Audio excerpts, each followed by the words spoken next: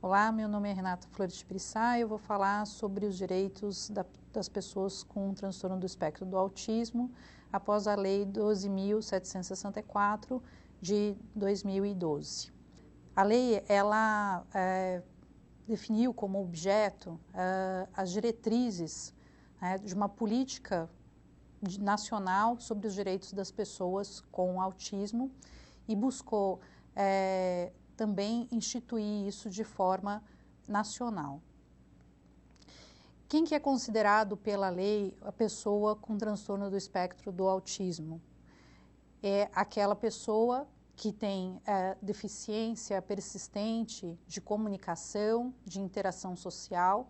A lei detalha bastante essas características e baseia-se no DSM-4, que naquela oportunidade era o manual de psiquiatria que estava valendo, né? Ainda não havia a publicação do DSM-5 e definiu então seguindo 3 critérios, né? Que é essa deficiência persistente, né? E significativa da comunicação e da interação social, que ela explica em diversos tópicos e depois passa para falar a respeito dos padrões restritivos e repetitivos de comportamento e também fala sobre os interesses e atividades, né, que são restritas, que são essa tríade que configura o autismo, o transtorno do espectro do autismo. O artigo mais importante dessa lei é a respeito da equiparação da pessoa com transtorno do espectro do autismo como pessoa com deficiência, né? Então, ela é considerada para todos os efeitos legais pessoa com deficiência, a pessoa do transtorno do espectro do autismo. Por que que isso é importante? Porque, apesar de nós termos a Convenção Internacional sobre os Direitos da Pessoa com Deficiência, que já definia esse conceito de pessoa com deficiência como aquela que tem impedimentos de natureza mental, intelectual, sensorial e física, que em conjunto com diversas barreiras impede a participação em igualdade de condições com as demais pessoas. Embora pudesse ser claro que a gente poderia considerar a pessoa com transtorno do espectro do autismo, ou seja, uma pessoa que tem um impedimento de natureza mental, em determinadas situações, inclusive sensorial, porque eles têm realmente várias alterações sensoriais, poderia haver alguma discussão nesse sentido. Mas com a promulgação da lei, isso realmente foi superado, né, porque a lei ela passou a definir efetivamente que a pessoa com transtorno do espectro do autismo, ela é sim uma pessoa com deficiência para todos os efeitos legais e pôs fim a essa discussão. Além disso, o transtorno do espectro do autismo, ele era tratado como, principalmente na área da saúde mental. E com a lei, ele passa a ter esse tratamento multidisciplinar que é extremamente importante, até porque nós sabemos que o autismo, ele precisa ser tratado principalmente na escola, né, com um acompanhamento profissional já na escola. E, diante disso, a lei definiu, então, as diretrizes da Política Nacional de Proteção dos Direitos da Pessoa com Transtorno do Espectro do Autismo. E a primeira diretriz, que é extremamente importante, é da intersetorialidade, tanto no desenvolvimento das ações quanto das políticas e também no atendimento à pessoa com transtorno do espectro do autismo. Isso significa o quê? Que as ações e as políticas, elas têm que ser pensadas não apenas na área da saúde mental, mas também em todas as áreas que envolvem a pessoa com deficiência, seja educação, moradia, assistência, saúde principalmente. né? Então, as políticas elas têm que ser de forma integrada e, da mesma forma, tem que ser o atendimento dessa pessoa. Além disso, tem uma diretriz que é extremamente importante, que é da participação social. As políticas elas têm que ser feitas em conjunto, né, com as pessoas com transtorno do espectro do autismo ou quem as representem, no caso, pais, mães ou representantes legais. E esse controle social também tem que acontecer, né, com a participação da população, né, e principalmente das pessoas com transtorno do espectro do autismo ou seus representantes. Isso põe em efetividade o lema, né, que existe, que nada sobre nós sem nós, né, que as pessoas com deficiência não devem ser excluídas da participação da elaboração de políticas públicas ou mesmo do controle social. E em relação à saúde, também foi definida uma diretriz. Essa diretriz, ela busca essa atenção integral com diagnóstico precoce, atendimento multiprofissional, acesso a medicamentos e nutrientes para as pessoas. Por que isso é importante? Porque quanto antes se descobrir o autismo, quanto antes se diagnosticar, vai se poder iniciar o atendimento e isso pode contribuir para um desenvolvimento melhor da pessoa com transtorno do espectro do autismo. E o acesso a medicamentos também se torna muito importante, assim como nutrientes.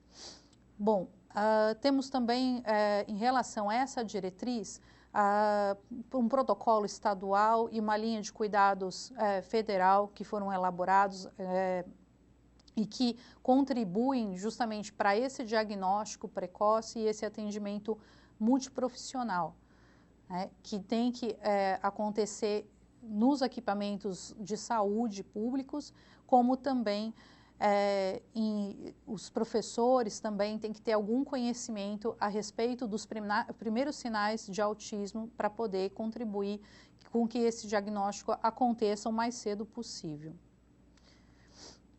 A questão dos nutrientes se torna importante porque, em geral, eles não são fornecidos de forma administrativa, ou seja, eles não são fornecidos com a pessoa indo buscar num posto de saúde, numa farmácia popular em geral. Podem contribuir com a melhora dos sintomas das pessoas com autismo. Embora não existam pesquisas científicas detalhadas a respeito disso, o que se entende é que algumas formas de dietas sem lactose, dietas com restrição de glúten, contribuem para a melhoria dos sintomas de autismo. Por isso que esse item foi incluído na lei, né, para garantir isso. E também tem um outro detalhe: as pessoas com transtorno do espectro do autismo, elas têm algumas alterações metabólicas, né, que às vezes fazem com que elas engordem ou elas emagreçam, tem uma certa até, às vezes em alguns casos, anorexia, e isso contribui para garantir a dieta dessa pessoa. A questão da inclusão escolar é uma questão extremamente relevante. Entretanto, a diretriz ela foi vetada e isso é realmente até um problema, porque essa diretriz ela buscava, de alguma forma, contribuir para um atendimento dos diversos graus de autismo e permitir que se atendesse esse espectro, né? Justamente por isso que se chama de espectro do autismo, porque existem diversos graus, do leve ao mais severo, e essa diretriz ela contribuía justamente para fazer esse atendimento das diversas formas, daqueles que têm um grau mais leve de autismo como de um grau mais severo. Entretanto, foi vetado essa diretriz porque previa a possibilidade de que em casos mais graves se inserisse a pessoa com transtorno do espectro do autismo numa escola especial. E o entendimento que houve, no caso da Presidente da República, era de que isso violaria a Convenção Internacional sobre os Direitos da Pessoa com Deficiência e, portanto, seria inconstitucional, já que a Convenção tem status de emenda constitucional. e, nesse sentido, acabou sendo vetada. E isso, de alguma forma, acaba contribuindo por algumas dificuldades, né, nesse atendimento educacional. Então, o disposto que era naquela diretriz, ela se baseava na LDB, que alguns doutrinadores jurídicos têm o entendimento de que viola a Constituição o fato de se prever a possibilidade de inserção numa escola especial. Entretanto, nós temos que considerar que os graus o grau mais grave, mais severo de autismo, é bastante difícil de se inserir essa pessoa numa escola regular, ainda mais considerando o que nós temos hoje da falta de apoios específicos nesse atendimento, em especial nas escolas públicas, que é o público-alvo da Defensoria Pública. E nós temos diversas reclamações na Defensoria pela falta desse atendimento adequado para as pessoas com transtorno do espectro do autismo nas escolas públicas. A questão da inclusão escolar, a gente ainda pode levantar uma outra questão que existe um projeto, né, no município de São Paulo, que é o projeto Inclui, que prevê a possibilidade de inclusão nas escolas regulares. Entretanto, mesmo com esse projeto Inclui que existe nas escolas municipais do estado de São Paulo, ainda assim as dificuldades permanecem na inserção das pessoas com autismo, na inclusão das pessoas com autismo nestas escolas, por conta da falta dos apoios específicos. Muito dessa questão da falta dos apoios específicos tem a ver com até a falta da existência de uma legislação detalhada a respeito destes apoios.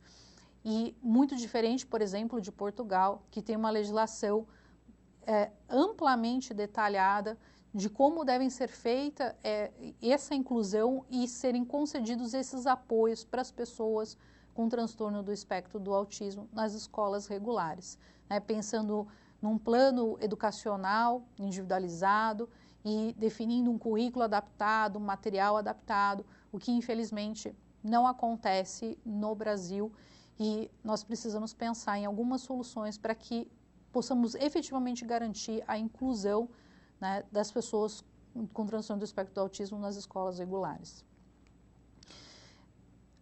O MEC, ele, para poder buscar a implementação dessa lei, fez uma norma técnica, uma nota técnica número 24, que busca mencionar como é que deve ser feita essa implementação da lei na parte educacional. Entretanto, o MEC, ele não prevê nenhum tipo de método de ensino específico para as pessoas com autismo, né, e acaba por perder até uma oportunidade de poder orientar realmente como é que deve acontecer essa inclusão.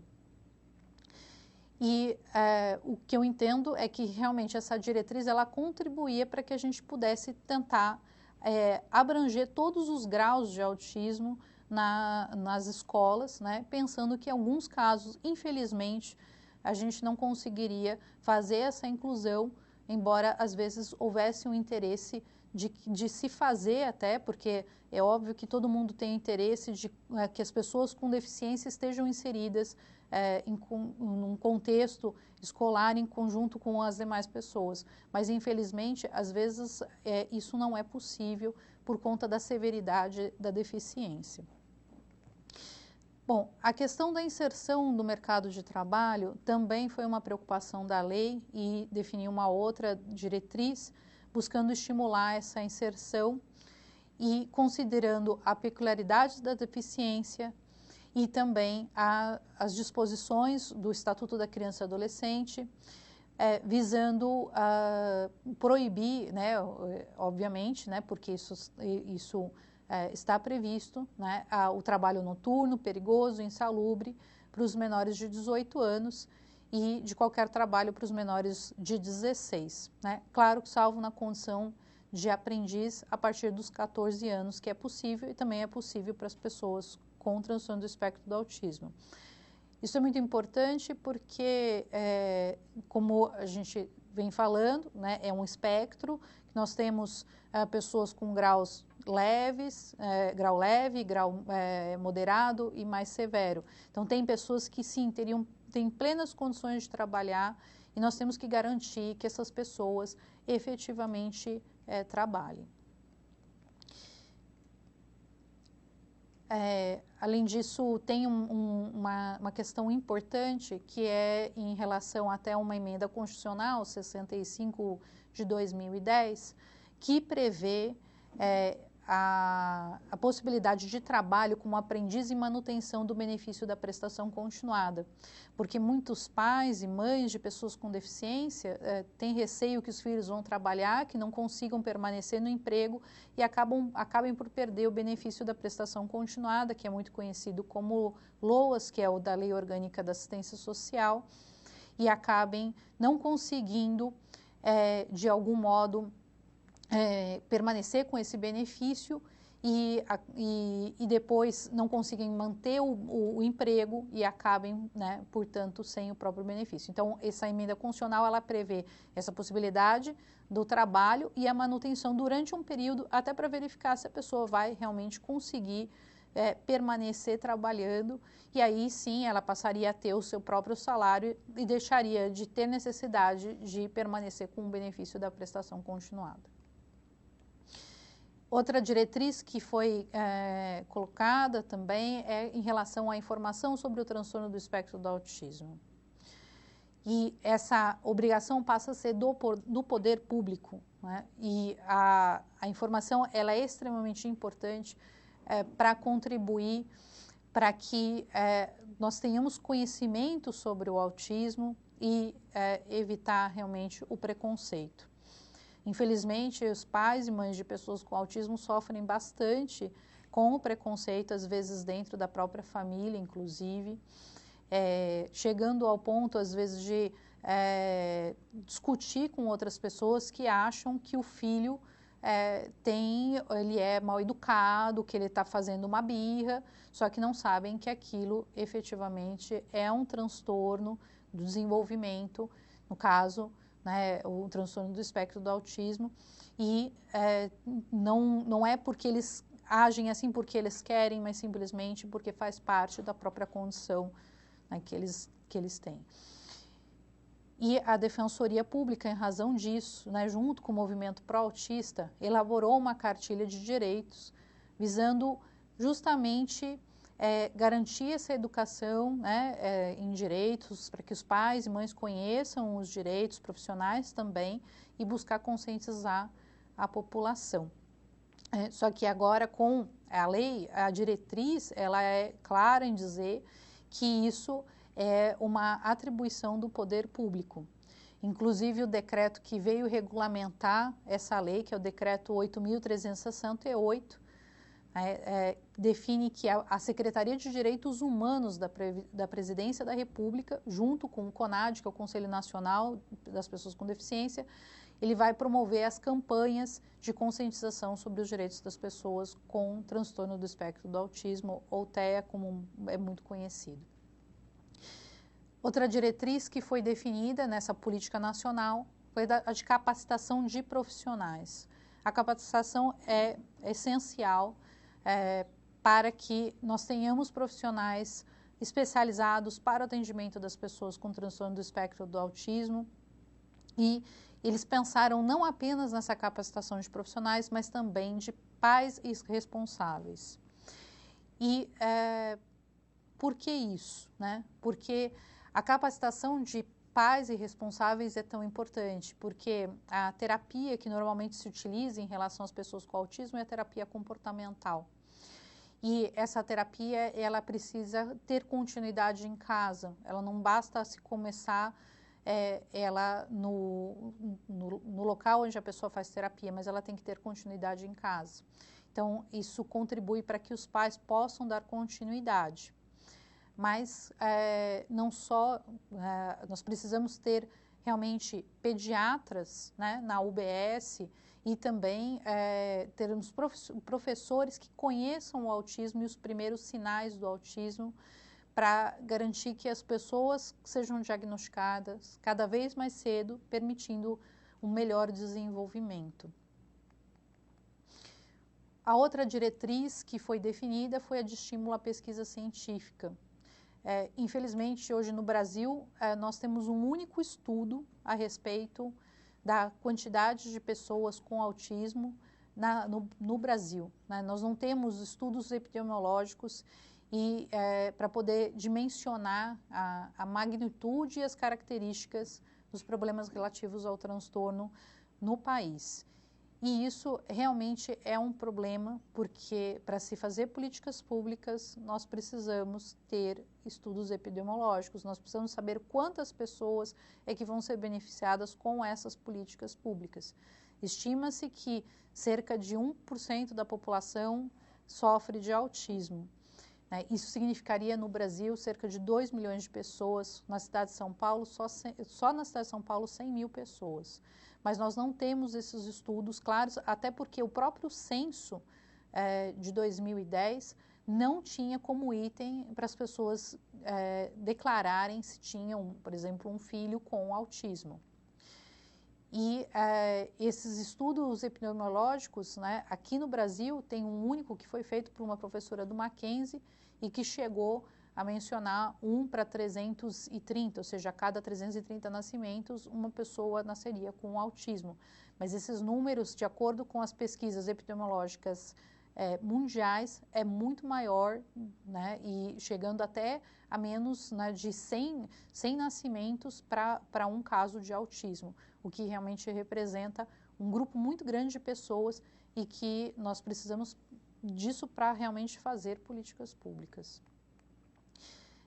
Para poder fazer todas essas diretrizes, a lei ela definiu então que é possível, né, que o poder público ele firme contratos, né, e convênios com as pessoas jurídicas de direito privado, para poder cumprir essas 8 diretrizes. Entretanto, a diretriz de educação, né, ela foi vetada e de algum modo ela não seria não estaria abrangida por esse dispositivo. Porém, isso não impediria, obviamente, do poder público fazer contratos ou convênios, né, em relação à questão do atendimento das pessoas com autismo. Até porque existem outras leis que permitiriam esses convênios ou contratos. Isso é interessante porque infelizmente nós temos um número pequeno de profissionais capacitados e muitas vezes esses profissionais estão na iniciativa privada ou até em associações, ONGs, né, que acompanham as pessoas com transtorno do espectro do autismo, e isso permitiria realmente a efetivação dessas diretrizes. Além disso, aqui em São Paulo, é importante dizer, no estado de São Paulo, que nós temos uma sentença de uma ação civil pública que condenou o estado de São Paulo a prestar atendimento adequado às pessoas com transtorno do espectro do autismo nas áreas da saúde, educação e assistência. E, embora essa execução dessa sentença esteja sendo discutida atualmente, até havendo um pedido de extinção por parte do Ministério Público, autor da ação, é possível, no momento, executar essa sentença por meio de uma execução individual, fazendo inicialmente uma solicitação administrativa e depois fazer uma solicitação judicial, caso não seja efetivada essa solicitação administrativa. E nessa sentença foi prevista a possibilidade do Estado de São Paulo firmar convênios em todas essas áreas, né, que eu comentei, a educação, saúde e assistência, para poder garantir o atendimento adequado das pessoas com transtorno do espectro do autismo. Isso efetivamente foi feito, né, o Estado de São Paulo publicou edital de credenciamento, tanto na área da saúde, da educação, e esse atendimento vem sendo prestado não só pelas escolas públicas ou pelos órgãos públicos, equipamentos públicos de saúde, mas também por meio desses convênios que existem. Bom, agora eu vou falar sobre os direitos das pessoas com transtorno do espectro do autismo. E a primeira coisa que a gente precisa dizer, obviamente, é que as pessoas com transtorno do espectro do autismo, elas têm, obviamente, os mesmos direitos que qualquer pessoa, além, claro, dos previstos nas leis especiais, especificamente nas leis relacionadas às pessoas com deficiência.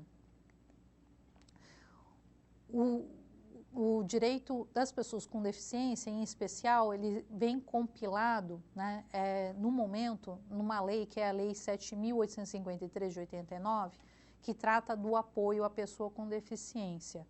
Entretanto, essa lei, é importante que se diga que ela é anterior à Convenção Internacional sobre os Direitos das Pessoas com Deficiência e ela tem que ser, portanto, interpretada de acordo com a Convenção Internacional, né, já que a convenção ela tem status de norma constitucional. E tem que ser feita essa verificação de constitucionalidade, até para verificar dos dispositivos que podem ser aplicados ou não. Assim, a Lei 7.853 de 89, ela continua em vigência, mas no que é contrariar a convenção, ela já não está mais em vigor.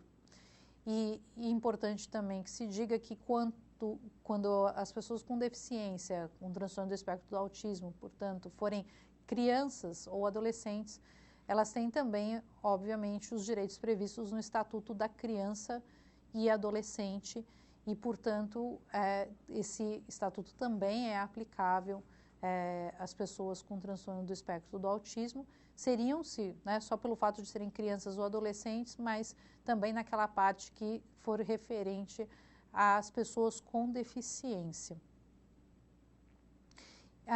Uma coisa importante que é interessante mencionar é que existe um projeto de lei, que é a lei brasileira, chamada de Lei Brasileira da Inclusão. Esse projeto foi aprovado na Câmara Federal, mas ainda seguiu para o Senado, ainda não foi votado, e ele pode mudar bastante o cenário a respeito da legislação das pessoas com deficiência num futuro razoavelmente próximo, porque esse projeto ele procura de alguma forma incorporar, além de diversos dispositivos que estão na convenção, que embora já possam ser aplicados, porque afinal já foram incorporados ao nosso ordenamento jurídico, mas poderia, de alguma forma, estar melhor organizado, né, e essa lei brasileira da inclusão busca isso, efetivamente. Bom, em relação aos direitos,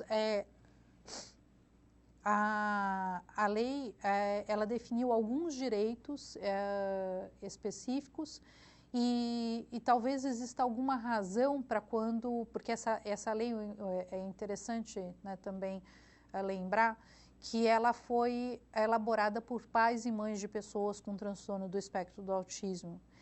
E talvez tenha algum motivo específico para que tenham sido selecionados alguns direitos, né, para poder realmente serem reforçados, para que sejam efetivamente garantidos.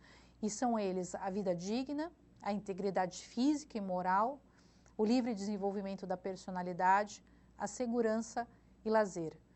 A questão da vida digna e integridade física e moral é óbvio porque, infelizmente, a gente sabe que num passado não muito distante, as pessoas com deficiência, elas permaneciam em instituições asilares sem qualquer atendimento, né? Muito parecido com os manicômios. Ainda temos algumas instituições asilares, infelizmente, e em que a vida e às vezes até a própria integridade física também não são garantidas, né? Infelizmente, na Defensoria Pública, inclusive, a gente já teve denúncias de maus tratos em relação a entidades asilares. E isso não é incomum, inclusive, em outras entidades no restante do país. E outra questão também que acho que é importante mencionar é o direito ao lazer. A deficiência ela impacta de forma muito forte a vida cotidiana das pessoas, das famílias, e o lazer, obviamente, acaba sendo bastante afetado. Muitos pais, mães relatam isso em estudos científicos, que não conseguem sequer ir a shoppings, que não conseguem ir a parques, porque essas crianças elas acabam tendo alguma forma de reagir a certas mudanças de rotinas, e isso não é muito aceito na nossa sociedade. Por isso também é importante aquela diretriz, né, de conhecimento pela população sobre o transtorno do espectro do autismo, para garantir essa redução desse preconceito e permitir que as pessoas com transtorno do espectro do autismo participem mais das atividades comunitárias, né, e familiares. Bom, em relação à proteção da pessoa com autismo, foi pensado também na proteção contra o abuso e exploração. Isso é algo também importante porque, infelizmente, por ser uma pessoa com deficiência, que às vezes inclusive não verbal, ela não fala, né? Embora ela pudesse até falar, mas as pessoas com autismo, elas têm essa característica, às vezes elas não falam, elas podem ser alvo, né, de abusos e exploração, ou mesmo em relação até alguma habilidade especial que elas tenham e que possa ser de algum modo explorada. E a ideia da lei é buscar realmente uma proteção contra esse abuso e essa exploração.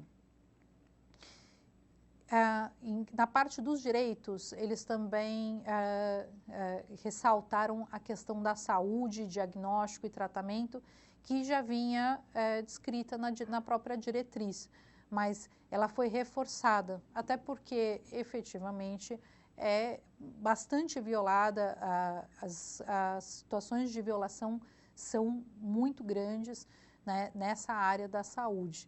A falta de diagnóstico precoce, né, e tem que se garantir, ainda que ele não seja definitivo, o atendimento multiprofissional, a questão da nutrição adequada e também da terapia nutricional, a questão dos medicamentos e as informações que auxiliem no diagnóstico e no tratamento.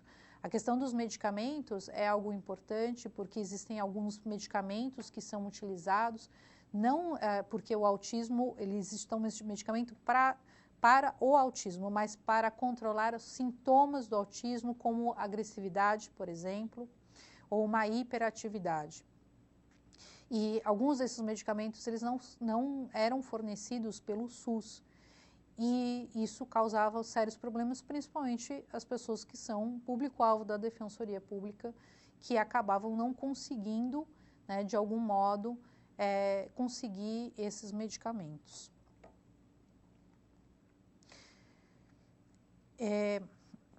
Essa diretriz, ela tem uma importância, obviamente, para que se possa garantir que esse serviço seja efetivamente disponibilizado para as pessoas, sem que, obviamente, elas precisem ingressar com uma ação no judiciário.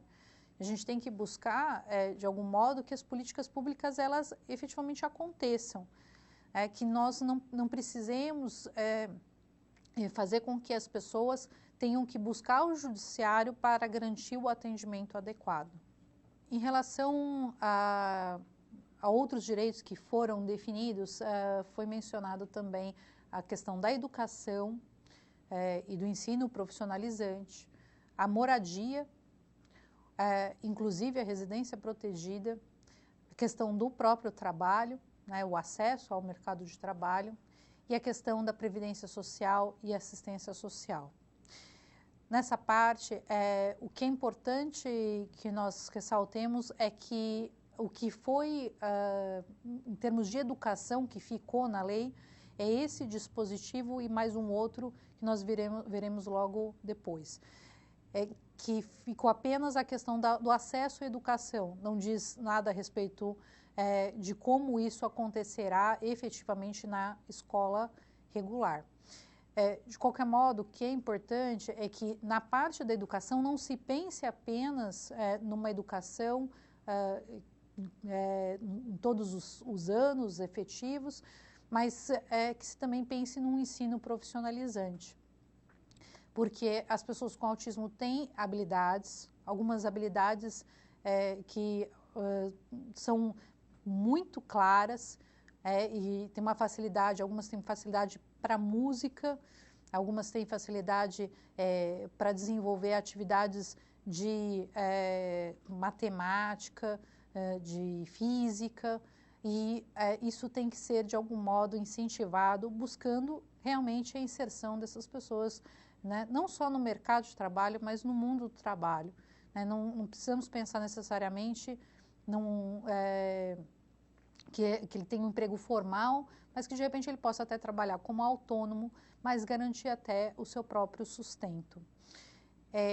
Em relação à moradia, a grande preocupação dos pais e mães de pessoas com autismo é o que será das pessoas, dos filhos, né, quando eles vierem a falecer, não estiverem mais aqui para cuidar deles. E, nesse ponto, a preocupação da lei foi justamente de garantir uma residência protegida. O que seria isso?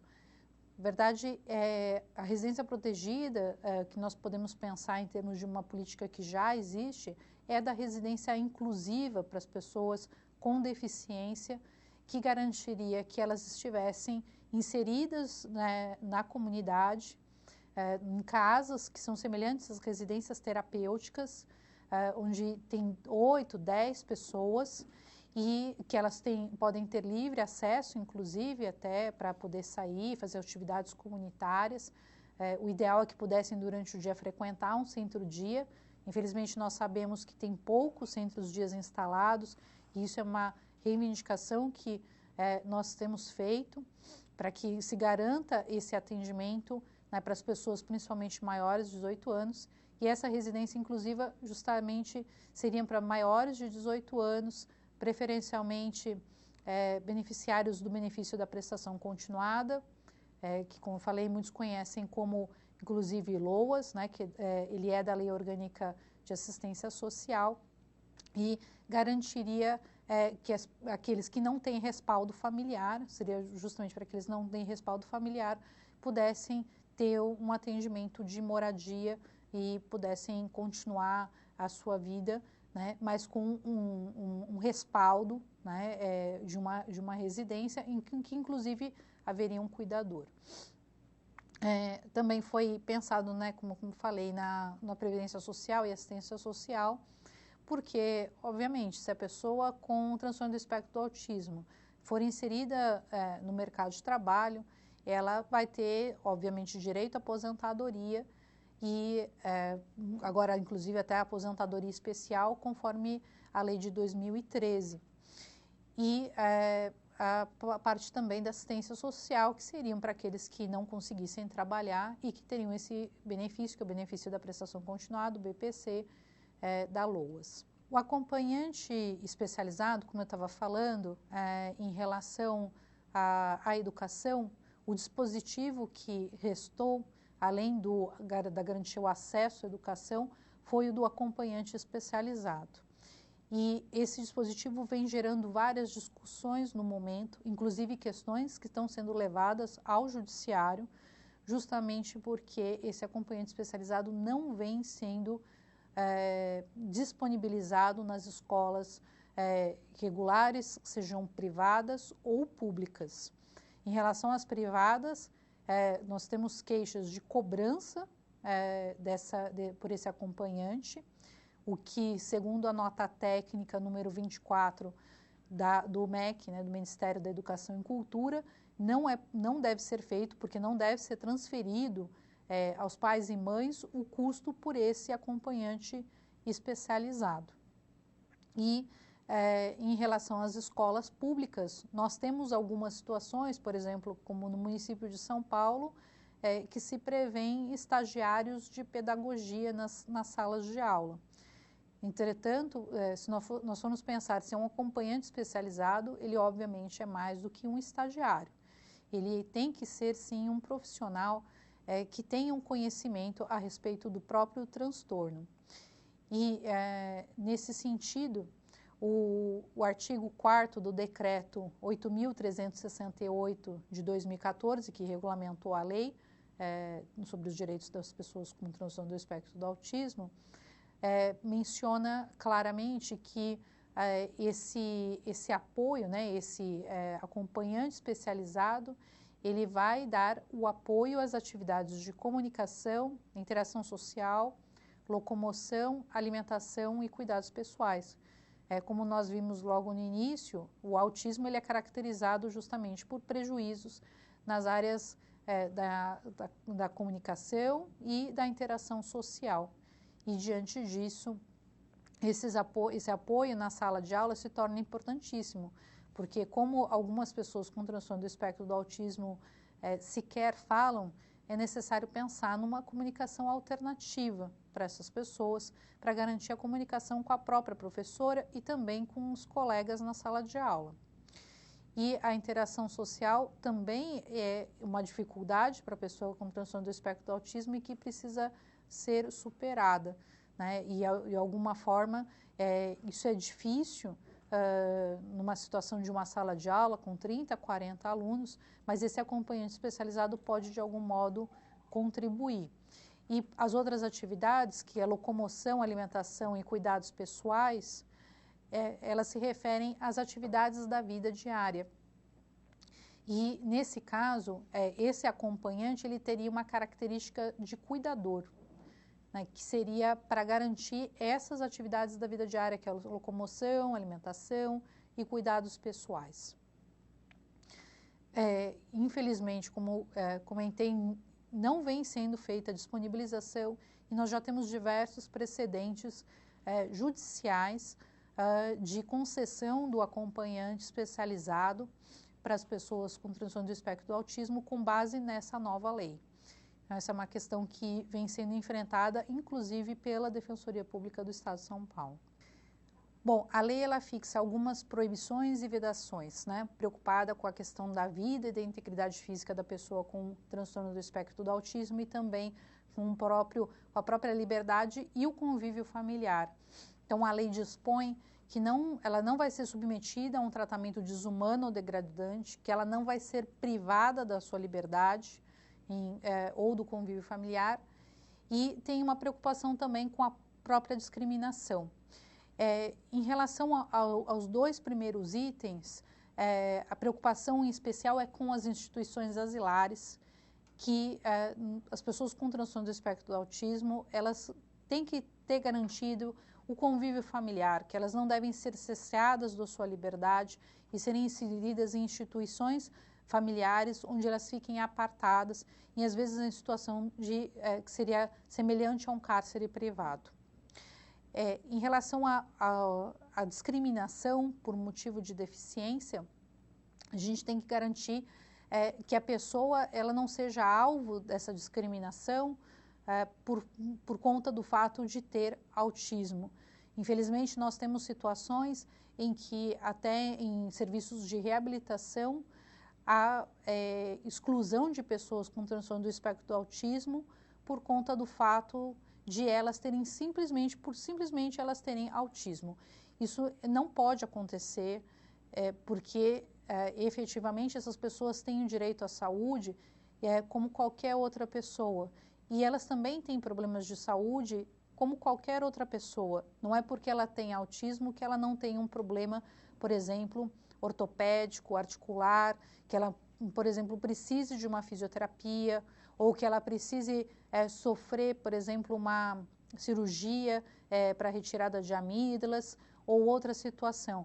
Ela não pode ser excluída do equipamento de saúde por conta do fato de ter autismo ou ter um atendimento diferenciado por conta disso. Infelizmente, isso acontece, nós já tivemos casos na Defensoria nesse sentido, de que pessoas não puderam acessar um serviço de reabilitação, de fisioterapia, por exemplo, pelo simples fato de terem autismo.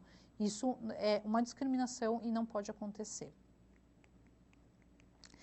Em relação às hipóteses de internação, que é possível, né, porque a gente comentou que não é possível inserir as pessoas em instituições asilares, mas é possível fazer algumas internações por conta de alguns surtos que a pessoa com transtorno do espectro do autismo tenha, e ela vai ser, então, inserida numa unidade especializada, né, conforme a lei, e tem que respeitar a lei antimanicomial, a Lei 10.216 de 2001, que prevê algumas hipóteses de internação e a busca por um atendimento ambulatorial o quanto seja possível. Essa internação, então, ela tem que ser breve, né? E, no caso, conforme a lei, em local especializado, né?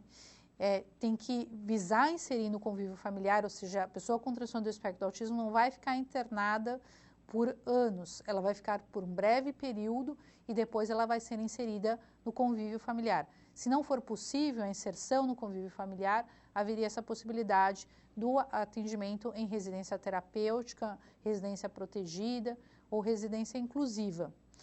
Como existe essa discussão em relação ao atendimento na saúde da pessoa com transtorno do espectro do autismo, por conta de haver uma linha de cuidados do Ministério da Saúde para atendimento tanto na rede psicossocial quanto na rede de atenção à pessoa com deficiência, nós temos duas redes para atender a pessoa com transtorno do espectro do autismo. Isso pode também gerar alguns problemas, porque, em tese, a pessoa com transtorno do espectro do autismo ela pode ser inserida tanto numa residência inclusiva ou até mesmo numa residência terapêutica, né, caracterizando-se que é um transtorno relacionado à saúde mental, o que é bastante discutível, porque ele é um transtorno de desenvolvimento, que é uma deficiência e que, em tese, deveria ser acompanhado pela rede de atenção, né, e cuidados da pessoa com deficiência. E isso gera várias discussões também a respeito do atendimento pelos CAPs, das pessoas com transtorno do espectro do autismo, porque há várias discussões de que não haveria possibilidade de atendimento delas nesses equipamentos, né, porque se trata de um transtorno de desenvolvimento e, em tese, deveria estar sendo atendida pela rede de cuidados da pessoa com deficiência e, portanto, seriam outros equipamentos, né, como os NIRS e os SES, né, que são os núcleos integrados de reabilitação ou centros especializados de reabilitação que são previstos nessas redes de cuidado, que seriam locais que poderiam ser efetivamente especializados no atendimento das pessoas com transtorno do espectro do autismo, né, não havendo a inclusão das pessoas com transtorno do espectro do autismo em centros de atendimento psicossocial, com pessoas drogaditas, por exemplo, ou até com outros transtornos mentais, sendo que o atendimento ele é bastante diferenciado, né, ele é bastante diferente pelas pesquisas científicas do que do que é fornecido para as pessoas com transtornos mentais. Uma outra questão e uma preocupação, se vê que a lei teve uma preocupação muito grande com a questão da saúde, foi não impedir a participação em planos privados. Isso está efetivamente previsto na Lei 9.656 de 98, que a pessoa com deficiência, em razão da deficiência, ela não pode ser impedida de participar de um plano privado de assistência à saúde, porque, é óbvio, configuraria uma discriminação. Entretanto, a lei teve essa preocupação de reforçar, né, essa garantia de inclusão nos planos de saúde e evitar qualquer tipo de discriminação. Houve uma discussão também a respeito do horário especial de servidor público federal.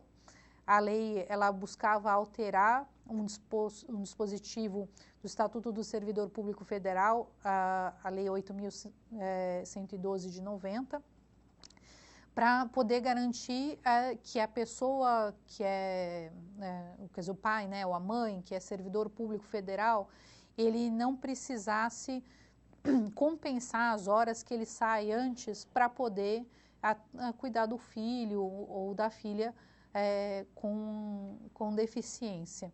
Entretanto, isso foi vetado pela Presidente da República com a argumentação de que não seria possível ser feito por uma lei que não é de iniciativa do Executivo. Então, deveria ser uma lei de iniciativa do Executivo e por isso houve um entendimento de que ele deveria ser vetado. Em relação à punição administrativa do gestor na recusa da matrícula escolar, isso foi algo também de muita discussão quando a lei foi aprovada, por conta de um dispositivo que foi inserido nessa parte.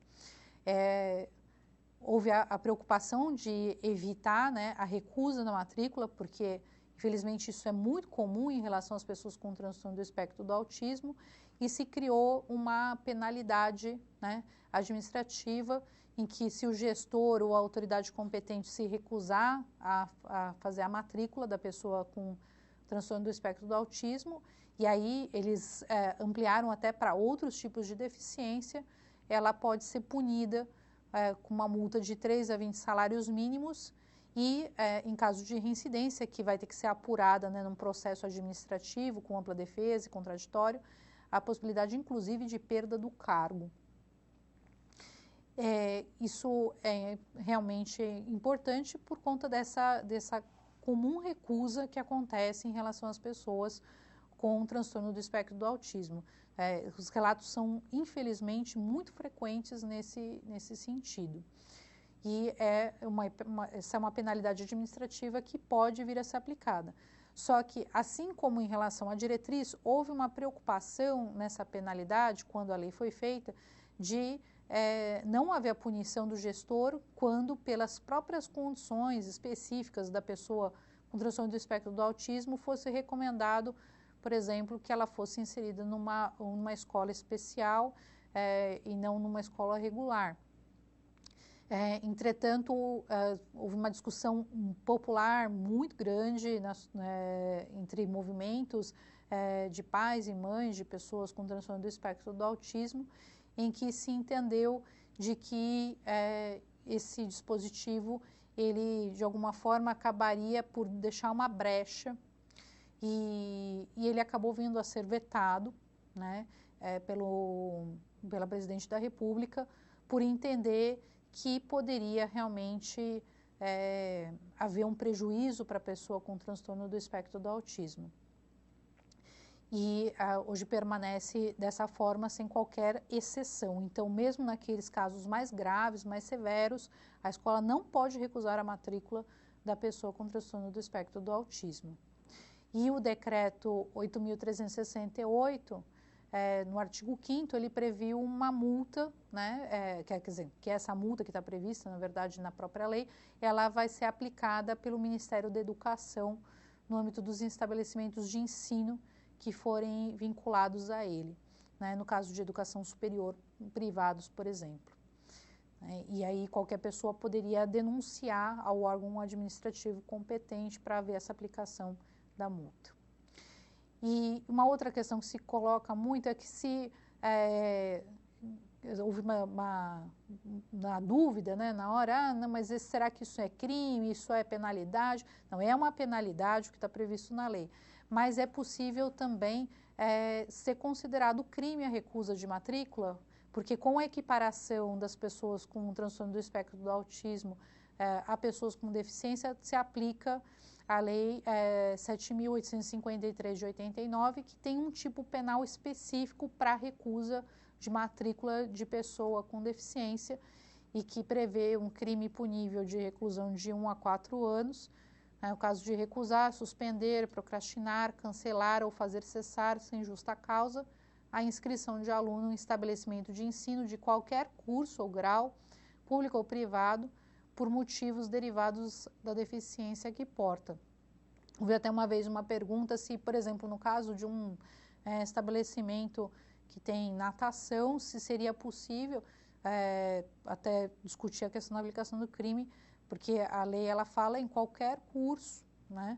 E em tese seria possível não só nas escolas regulares, mas até em outros cursos em que houver essa recusa ou suspensão ou procrastinação, porque o que a gente vê, infelizmente, que acontece é que às vezes não há uma recusa formal, clara, mas ela acaba acontecendo de forma velada em diversos atos feitos por professores ou mesmo pelas diretoras de escola, para que os pais acabem tirando realmente os filhos do estabelecimento de ensino e a escola não precise mais realmente se preocupar com aquela inclusão, né? Então a gente tem que buscar de algum modo, claro, a gente não pode pensar que a aplicação de um crime resolve o problema. O que a gente tem que resolver é o problema, né,